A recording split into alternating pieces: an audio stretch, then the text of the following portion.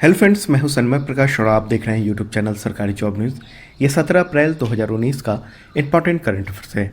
इसे the Hindu, Indian express सहित कई न्यूज़पेपर और पीआईबी रिपोर्ट्स के एनालिसिस से तैयार किया गया है। तो बिना देर किए हुए शुरू करते हैं आज का करंट अफेयर्स। और हाँ, आप लाइक और शेयर करना मत भूलना। क्वेश्चन होगा, प्रोजेक्ट 75 इंडिया किस भारतीय सशस्त्र बल से संबंधित है? प्रोजेक्ट 75 इंडिया, तो इसका आंसर होगा नौसेना। देखिए, हिंद महासागर क्षेत्र में चीन का जो वर्चस्व बढ़ रहा है उसको कंट्रोल करने के लिए भारतीय नौसेना ने प्रोजेक्ट 75 इंडिया शुरू किया है। ये बहुत इंपॉर्टेंट है कॉम्पिटिटिव एग्ज़ाम्स को लेकर। ओके, तो इस प्रोजेक्ट का क्या होगा? तो नौसेना जो है वो 6 पारंपरिक डीजल इलेक्ट्रिक पनडुब्बियाँ बनाना चाहती हैं और उसका काम शुरू भी हो रहा है। और ये पनडुब्बी जो है मुंबई के मझगांव डॉकयार्ड में तैयार हो रही हैं और स्कॉर्पियन क्लास पनडुब्बियों से तकरीबन 50% बड़ी है। और ये जो प्रोजेक्ट है, प्रोजेक्ट 75 इंडिया, उसकी लागत है 50,000 करोड़ रुपया। ओके, तो एक तरह से अपनी सीमाएं और अपनी जो चारों तरफ के इलाके हैं उनको सुरक्षित करने की ये प्रोजेक्ट है।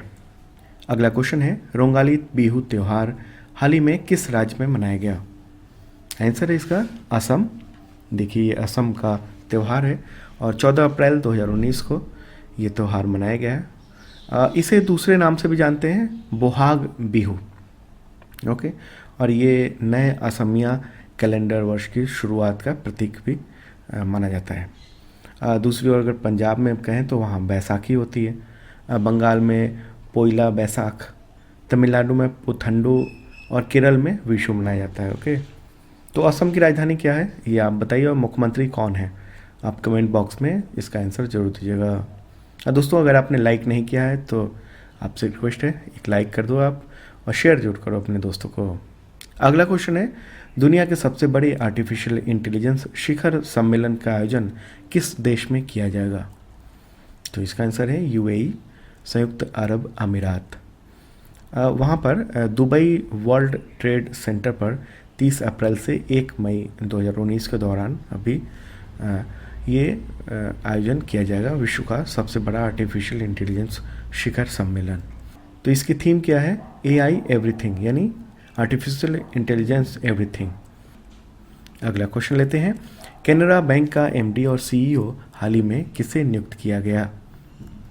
इसका आंसर है RA शंकर नारायणन। 15 अप्रैल से वो बैंक में अपना पदभार संभाल चुके हैं और 31 जनवरी 2020 या इससे पहले यानी सरकार के अगले आदेश तक इस पद पर बने रह सकते हैं। अगला क्वेश्चन है, नियुक्ति से संबंधित थी, LIC का नया मैनेजिंग डायरेक्टर किसे नियुक्त किया गया है? MD। आंसर होगा इसका विपिन आनंद। इससे पहले वो LIC की पश्चिमी जोन में कार्यरत थे और उनको 35 वर्षों से LIC में काम का अनुभव है। अगला क्वेश्चन है, फीफा कार्यकारी परिषद में शामिल होने वाले पहले भारतीय का नाम बताएं। तो इसका आंसर है प्रफुल्ल पटेल। वो अखिल भारतीय फुटबॉल महासंघ यानी AIFF के अध्यक्ष भी हैं। वो फीफा कार्यकारी परिषद में शामिल होने वाले पहले भारतीय बन गए हैं, जैसा मैंने क्वेश्चन में कहा। और प्रफुल्ल पटेल की जो सदस्यता है ये फीफा कार्यकारी परिषद में उसमें 2019 से 2023 तक लागू रहेगी। अगला क्वेश्चन लेते हैं, हाल ही में वर्ल्ड बैंक का नया अध्यक्ष किसे चुना गया है? इसका आंसर है डेविड मलपस।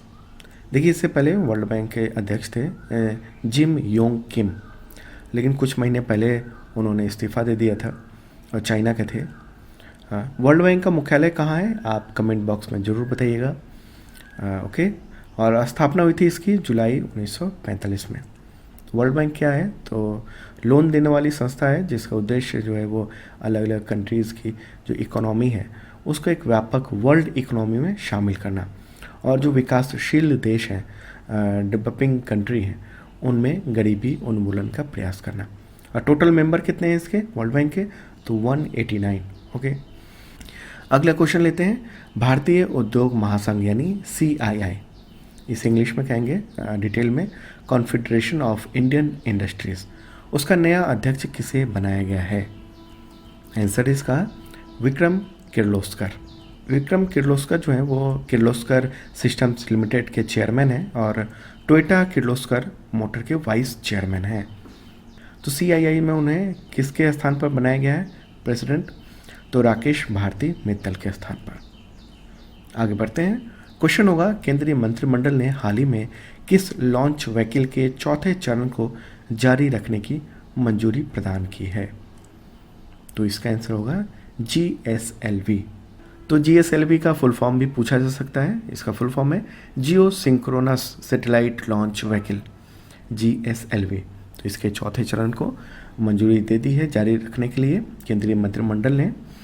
और ये जो चौथा चरण है वो 2021 से 2024 के अवधि के दौरान 5 GSLV उड़ानें इसमें शामिल होंगी। और इसके लिए कितने फंड की ज़रूरत होगी? तो 2729.13 करोड़ रुपए। तो ये जो है वो जियो इमेजिंग, नेविगेशन, डेटा विलंब संचार और अंतरिक्ष विज्ञान के लिए 2 टन के उपग्रहों के लॉन्च करने में ये सक्षम होगा GSLV। ओके, कोई कन्फ्यूजन हो तो आप कमेंट बॉक्स में लिखना। आगे बढ़ते हैं। क्वेश्चन होगा, किस देश ने हाल ही में दुनिया की पहली सशस्त्र उभयचर यानी पानी और ज़मीन पर चलने वाले ड्रोन बोट मरीन लिजर्ड का सफल परीक्षण किया है? तो आंसर है इसका चीन। देखिए, चीन ने ये सबसे पहले ये काम किया है। और ये जो है वो हवाई ड्रोन और अन्य जो ड्रोन पोतों के साथ मिलकर युद्ध के दौरान त्रिकोण बनाने में सक्षम है। मतलब हर तरीके से ये सक्षम है लड़ने में। और ये जो है वो चीन के बेइदो नेविगेशन सिस्टम प्रणाली पर आधारित है। इसकी जो अधिकतम संचालन सीमा है वो 1200 किलोमीटर है और इसे सैटेलाइट की मदद से दूर से ही कंट्रोल किया जा सकता है। अगला क्वेश्चन इंपॉर्टेंट है। यूनेस्को गुइलेर्मो कानो प्रेस स्वतंत्रता पुरस्कार 2019 के लिए किसे चुना गया है? तो इसका आंसर है C वा लोन और क्याव सो ऊ। ओके, ये दोनों राइटर्स के रिपोर्टर हैं और इन दोनों को म्यांमार में गिरफ्तार कर लिया गया है। वो जेल में बंद हैं। ये देखिए, रखाइन प्रांत में मानवाधिकार उल्लंघन की इन्होंने रिपोर्टिंग की थी और बताया था कि किस तरह से वहाँ की सेना जो है वो लोगों का कत्लेआम कर रही है। ओके, तो ये था 17 अप्रैल 2019 के इम्पोर्टेंट करंट अफेयर्स। आप लाइक ज़रूर करना, शेयर ज़रूर करना इस वीडियो को। एक और बात कि ग्रुप डी और NTPC के क्लासेस चल रहे हैं, आप ज्वाइन कर सकते हो। फ्री में क्लासेस हैं, सुबह 7 बजे से चलता है 10:30 बजे तक ग्रुप डी का, और 11 बजे से 2:30 बजे तक NTPC के क्लासेस होते हैं। ओके, तो अब कल फिर मिलते हैं 18 अप्रैल 2019 के करंट अफेयर्स के साथ।